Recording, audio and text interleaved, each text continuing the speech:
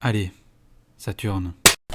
Bonjour à tous et bienvenue dans cette astroventure. Alors aujourd'hui, nous allons parler de la planète Saturne qui est elle aussi une planète collective puisqu'elle fait sa révolution en 29 ans et demi. De ce fait, elle reste environ 2 ans et demi dans chaque signe. Du coup, comme pour Jupiter, elle sera beaucoup plus parlante en maison qu'en signe. Dans la mythologie grecque, Saturne c'est Chronos, un titan, c'est-à-dire un des êtres qui précédaient les dieux comme Zeus, Poséidon et tout le reste de la bande, jusqu'à ce que les titans perdent la guerre contre les dieux, donc leur propre progéniture. Mais je vous ai raconté son histoire dans la vidéo de Jupiter, vous vous en rappelez? Miam miam enfant, c'est bon, mais miam miam caillou, un peu moins. Si vous n'avez pas vu cette vidéo, je vous mets le lien dans la description. Bref, Chronos représente le temps. Et donc par extension, c'est aussi la maturité, la longévité et la vieillesse.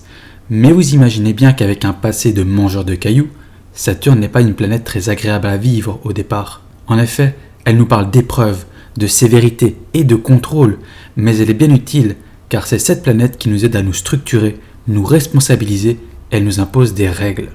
Alors Saturne est naturellement en domicile dans le signe du Capricorne, qui nous parle de sérieux, d'ambition et de discipline. En gros, si vous voyez quelqu'un qui ne sourit jamais, bah c'est un Capricorne.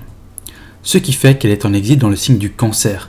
C'est logique que Saturne ne soit pas vraiment à l'aise chez le Cancer, car le Cancer représente l'enfant, tout sensible, qui a besoin de douceur et de tendresse. Et Saturne, quant à lui, ne représente pas un enfant, mais un adulte. Sauf évidemment pour se faire un festin. Là, rien ne vaut un enfant. Cette planète a également un autre domicile, qui est le signe du Verseau, ce qui fait qu'il est en exil dans le signe du Lion.